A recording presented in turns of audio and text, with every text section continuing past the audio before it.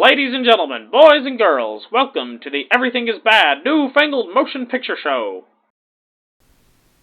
That's right, everyone. We're back for another episode of the Everything is Bad New Fangled Motion Picture Show. I'm your host, Niall. And I'm Nolan. And today we are going to be reviewing the latest in comic book insect-related action. Yeah, that sounds right. Yeah. It's Ant-Man and the Wasp, Quantumania, which henceforth we shall refer to as the new Ant-Man, because that name's too long. Yeah. So, if you're new around here, we're going to do a spoiler-free review, and then give you a spoiler warning and go more in-depth into it after that. Although I gotta say, fairly predictable movie. Yeah, especially if you've seen Loki. Yeah. And we'll get into that. But, so, yeah, this movie, it's not the worst MCU movie. It's not boring, but the level of belief suspension, or disbelief suspension, that you have to do for this movie to work is like on a new level. And like I'm used to in Marvel movies being like, oh yeah, you can't think about it too hard, and it's like, yeah, okay, gamma rays turn a man into the Hulk. Like, okay, don't think about it too hard. Except the Hulk has rules. Ant-Man, and this is the problem I've always had with the Ant-Man movie. I have no idea if the comics are like this, by the way. I have not read a single Ant-Man comic ever. I don't think I've even read anything where Ant-Man's been in it, but the problem with the movies I've always had is that they tell you the rules, they go, here are the rules for this hero, and then just ignore them. Yeah, Ant-Man's really the only one that does that. Yeah, like, yeah, you have a set of rules for Hulk or Iron Man or Captain America as far as like what they can and can't do and how they became the hero that they are, but then it continues to abide by those rules. Ant-Man is like, oh yeah, you maintain your mass when you shrink down because it's shrinking the distance between atoms in your body. Okay, cool. Unless it's a car, apparently, because you can shrink down a car and then pick it up. Or a tank. As in the first one. Yeah. That's not a spoiler. That's in the first Ant-Man movie. Or it's like, if it's convenient for Hank Pym to be able to run along the top of a gun, we'll let him. If it's convenient for Hank Pym to weigh a 200-pound man would, he weighs that. And that's the biggest issue I have. And then also, if you think about it, if you're shrinking the distance between the atoms, it makes no sense that they could go to a subatomic realm. Right.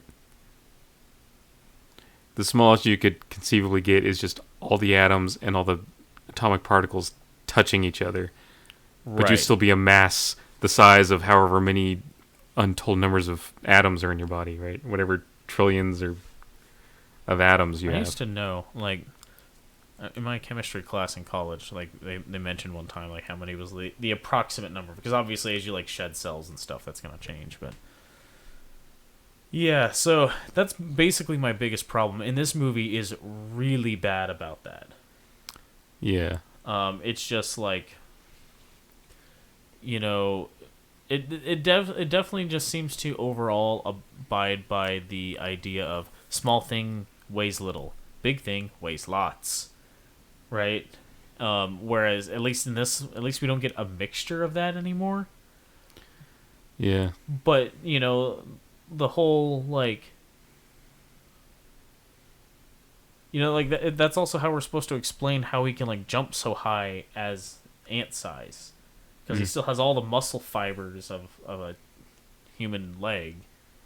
Yeah. Like a regular human leg jumping up. So, yeah, I don't know. But that's my biggest beef with the movie, is that it just, like, it's so far above the just don't think about it too much that it's hard to ignore. Yeah, so also this movie is,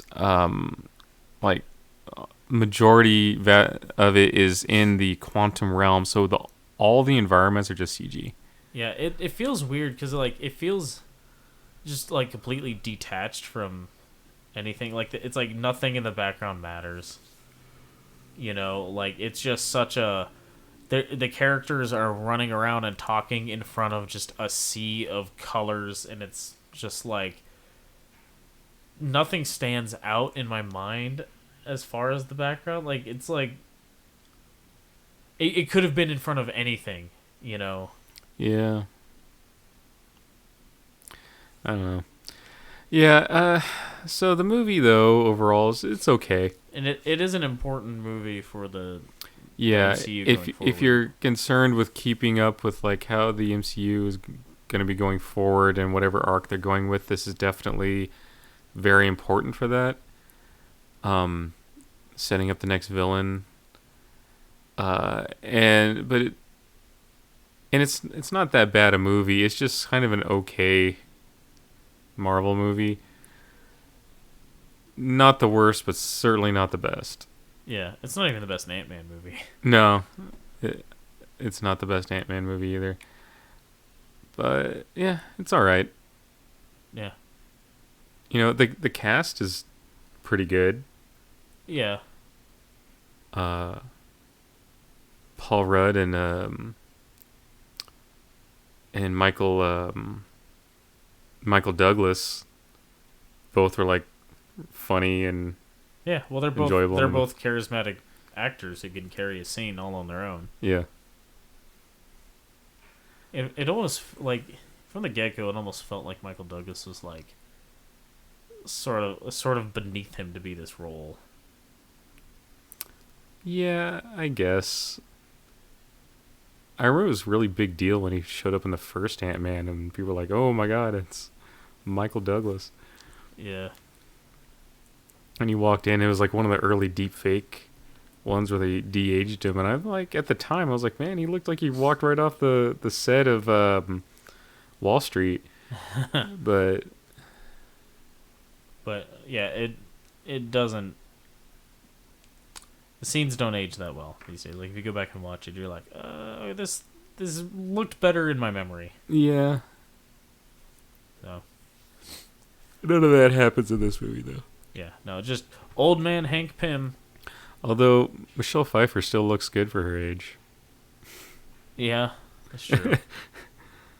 She's definitely has a cougar vibe. I guess, I don't know, spending 30 years or whatever in the quantum realm will do good that for your skin. Good for your skin, yeah. Yeah.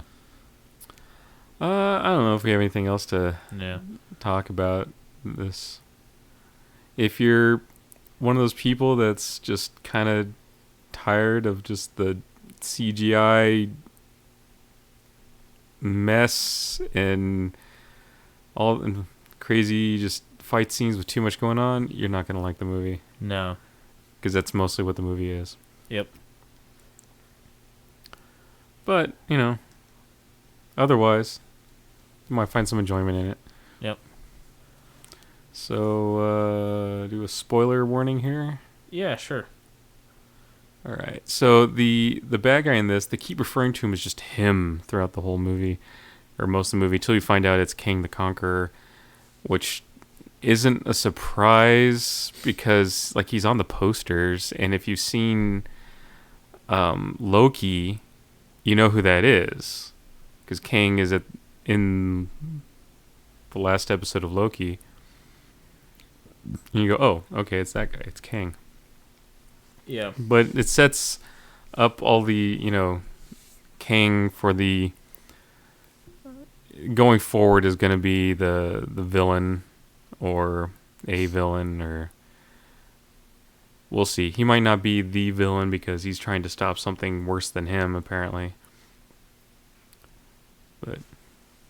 Yeah, so, like, I really get the feeling that the average viewer is going to start checking out on these MCU movies. I think it's already starting to happen. Yeah, because, like, there's some shit that's, like, dude, I read Secret Wars. Mm-hmm. Like, I read the art, the newer one, not the original one. I read like the arcs where like all the universes were smashing into each other and stuff, and like that's what we're building up to, right? Yeah. And I'm sitting there in the movie going like, what the fuck's going on? Yeah, I have a feeling that people are gonna look back and be like, well, I feel like maybe DC did it better, despite that being an Ezra Miller movie that they maybe shouldn't have. Dude, side tangent real quick. They had a Flash trailer in front of this movie. I was watching. I was like, damn it, this movie actually looks really good. I know, but I'm really pissed off that they are still gonna have Ezra Miller in there. So like, yeah, I was thinking the same thing. I was like, I actually really want to see this movie now. It looked good. Yeah, but anyway, so yeah, this like, multiverse stuff I can handle like that. All right, different dimensions. We did all that with Doctor Strange. No big deal. It's fine. It's when they start doing the multiple timelines that things just start to get to a scale that starts to get hard to wrap your brain around. Yeah, well, like the post credit scene was set in like the 1800s and had Kang like as one of the you go to like a vaudeville show or whatever, and they would have like these presentations of like science. Yep. At that time, it was a common thing, and he's explaining like his time machine. Still had that. And that's what TED Talks are for. So he's explaining like his time machine, and then in the audience is Loki and Owen Wilson's character, like whose name we don't remember. But they're in there, and Owen Wilson's like, I thought you said this guy was scary, and he's just staring. I'm like, he is. So yeah, they're hopefully in Loki we get some like cool next season, get some cool time travel stuff. Yeah, so this year should be I think the only two shows that are coming out this year for MCU are Loki season 2 and Secret Invasion, right? Yeah. So I think so. I'm not like super excited for Secret Invasion. No, I want to see a Nick Fury led show though. Yeah, that would be cool. So, like, I want to see more stuff with S.H.I.E.L.D. specifically. Yeah. So, MODOK. Oh, yeah. In this movie. So, and I think this is like one of the few movies you could stick MODOK in because it's such a ridiculous character. Like, just put him in a ridiculous setting and give him a ridiculous origin story. Yeah. In this, it's the bad guy from the first Ant-Man movie, Daryl or whatever. He's Yellow Jacket. Darren. He's Yellow Jacket. When he got like shrunk down to nothing in that movie, he went to the quantum realm and he was all like mutated into MODOK. And then Kang like found him and like gave him like his like hover suit and everything. So he's a pretty ridiculous character, and he like totally chews the scenery, but honestly, he's one of the best parts of the movie. Hey, so I was looking at the IMDb page for this movie real quick, and Randall Park is in it as Jimmy Woo. Yeah, he didn't have any speaking lines, and I don't remember if it was the beginning or the end when Scott's like narrating what's going on. It's just the montage of him doing stuff. He's having like lunch with him. Oh, right. He's just sitting there. Okay, yeah, thanks. Because I was like, yeah, he doesn't have any lines. Yeah, because I was like looking at the list here, and I was like, I don't remember him being in there. But okay, yeah, no, that makes sense. Yeah, you probably saw him and thought, oh, there's that Kaczynski guy.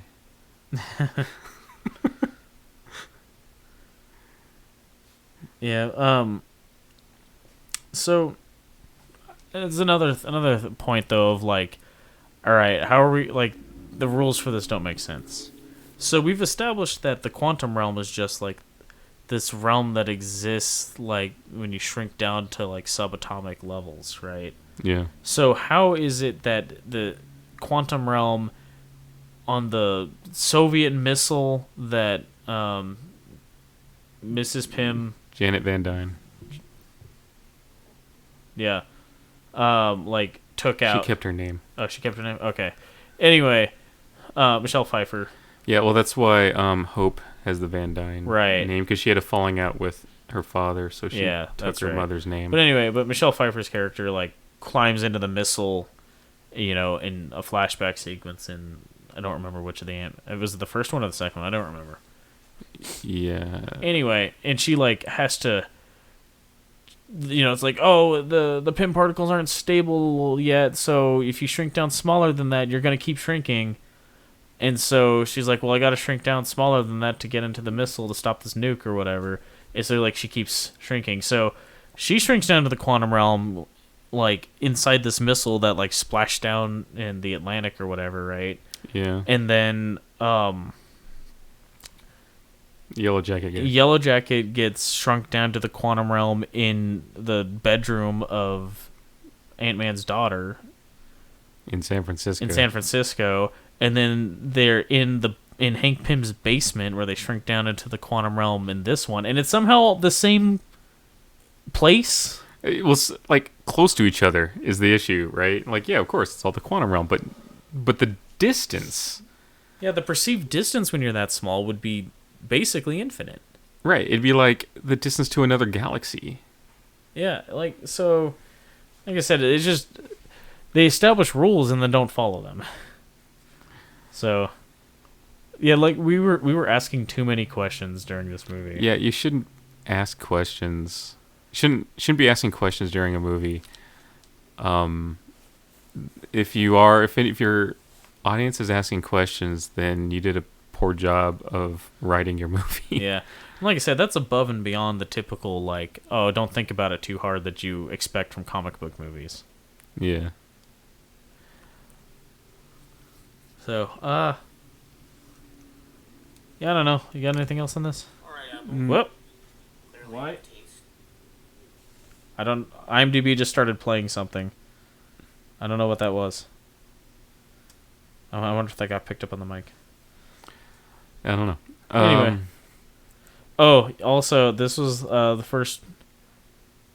This was a very good example of Chekhov's ants. Yeah, they're talking about, we've been sending ants into the quantum realm, and then like they get there and like, to these ants, it's been like 1,000 years, and they've evolved into like super ants. Yeah, well, it was the ants and they that help like Hank Pym, who worship him as a god or something. It was the ants that got like sucked in when the lab got sucked in, right? And it's like, they went through a time dilation, and so they experienced thousands of years in the amount of time that we experienced moments or whatever. And I'm like, all right. But they got sucked in at the same time. Yeah, like, so where's their time dilation? Right. Yeah, it was a situation where it was like, oh, that's convenient. So now we have these, like, super advanced ants helping him out. Whereas, like, I was just expecting them to find where all the ants wound up and just get the already, for ants, very advanced ants. Yeah. To help him out. No, we had to come up with some bullshit excuse to explain why they're, like, very high-tech ants. And I was like, why though? Yeah, so they could have lasers. One thing I did find excited for that new Them movie. Yeah. One thing that was kind of amusing is at the end, like the movie's book ended with Scott narrating what's going on in his life, and at the end he's like freezes and goes like, "Wait, so Kang said there was something worse than him. Is he dead? I mean, he kind of implied that there's," and he's like thinking about this like. There could be some really bad stuff going on. Never mind. Yeah, he's like, did I just make things worse? Did I just make things worse? Yeah.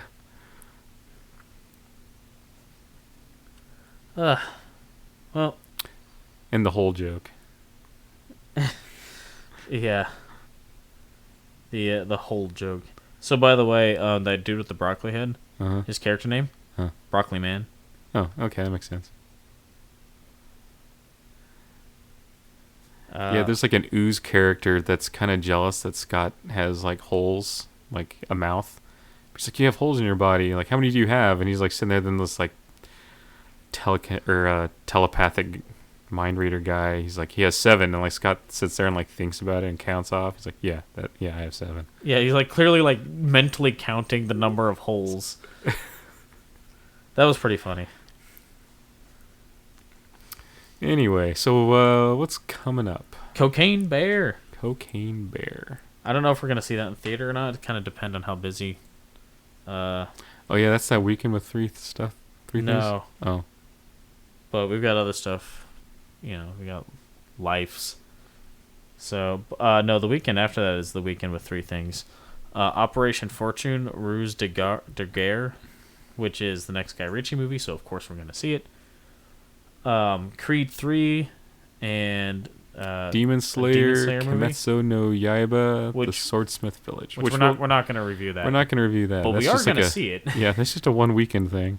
Yeah, we are going to see it, but we don't review these like anime series movies like. Well, yeah, because they're just there for a weekend or whatever. Yeah. Oh no, the last one, dude, freaking Mugen Train was in theaters for like 3 months. Well, it's just because it had legs. People just kept going to see it because there's nothing else to see. Well, not just that. It was also just really good. Well, also that, but it's not that there wasn't anything else to see. It's just what there was to see was kind of bad. It was up against like Black Widow was like the biggest movie, and that was just Yeah. It turned out to be like one of the biggest grossing movies in America that year, and like the biggest grossing movie release in Japan of all time or something. Yeah, before that, one of the, I think it was Girls in Panzer was like #1 when it came out. All things, God bless you, Al Pacino. What is that? It sounds like someone needs to get Al Pacino's nuts out of their mouth. Yeah. Hooah!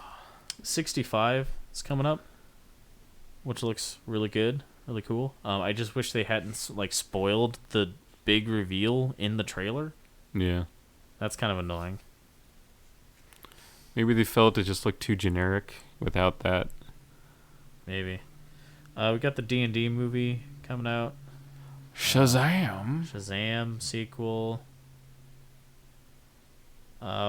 John Wick 4, which is like easily the thing I am second most looking forward to this year. You know what the first thing is? Oppenheimer. So yeah, Mario Brothers comes out in April. Renfield comes out in April. Yeah. The Covenant, which looks like the second least Guy Ritchie movie ever made. Yeah.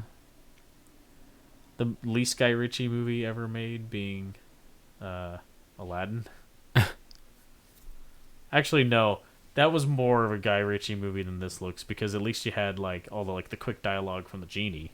Right. So in some ways it did feel a bit Guy Ritchie-y. Did he write The Covenant? So on Fandango, it's listed as Guy Ritchie's The Covenant. Well, he is one of the writers. Follows Sergeant John, who has on a last tour in Afghanistan is teamed with local interpreter Ahmed, who risks his own life to carry an injured John across miles of grueling terrain to safety. Yeah, like I like Jake Gyllenhaal and I like Guy Ritchie, so I'll go see this. Is that George Foreman biopic coming up? Yeah. Guardians of the Galaxy 3 coming out May 5th. Oh, there's that Zombie Traveler. Remember I looked at that last time and it was like, it looks like it was done with a machinima in a zombie video game. Across the Spider-Verse. We're both yawning because it's like been a long day. Yeah. Transformers: Rise of the Beasts. We're seeing that. I haven't watched the trailer, but I don't know. I just hope it's shorter than the last one. I wish they had just gone forward from like Bumblebee. Oh, Ron Perlman's playing Optimus Primal. All right. Peter Dinklage is Scourge. Michelle Yeoh is Air Razor. Transformer names are dumb. Pete Davidson's Mirage? Alright. John DiMaggio? Okay, we're seeing this movie. Yeah, I guess. But yeah, so like that's what we got coming up. Indiana Jones is later this year. I'm worried about that one. What one? Indiana Jones and the Dial of Destiny. Oh, yeah. I have my concerns in regards to that, too. Yeah, like I said, Oppenheimer. Really looking forward to that. Haunted Mansion. Have you seen anything about that yet? No.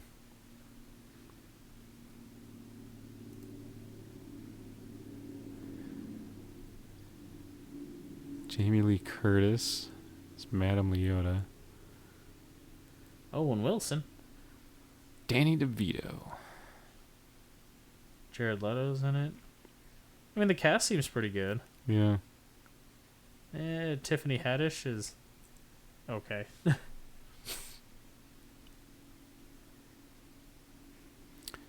Alright, well, I mean, it's not the Guillermo del Toro Haunted Mansion we kept hoping for. Which would have been awesome. Would have been, but he just didn't happen. Yep. I also noticed on that list, Nolan, there was a movie with no information on it called Coyote versus Acme. And I hope it's a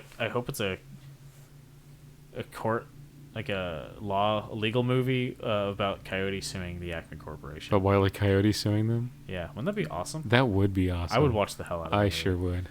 Anyway, so yeah, it sounds like we're like finally past that chunk of no movies that was caused by there being a chunk of no movies being filmed. Coyote versus Acme has John Cena in it. So there's like lots of movies coming up to see. So, get back to the theater. We don't want this to go away. A story set in the Acme warehouse, the manufacturer of anything and everything used by Looney Tunes characters. I'm guessing it's animated. Yeah, but it's called Coyote v. Acme, which sounds like it should be Coyote suing the Acme Corporation, right? Yeah. Like Wile E. Coyote suing the Acme Corporation. I hope it's something along those lines. Yeah. So anyway, so if any of that sounds of interest to you, come back or check that out. Also check out our previous reviews. What was our last review, Nolan? No, gee. Plane. Plane. I almost said airplane. Probably. No, I would say definitely a better movie. Airplane? What's that? So yeah, go check that out. With crap, what's his name? Gerard Butler? Gerard Butler, yeah. And that other guy.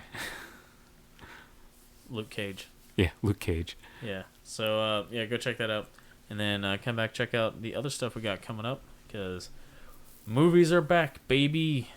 Yay. Huzzah. We're almost to 100 subscribers, Nolan. Yeah. I don't know why.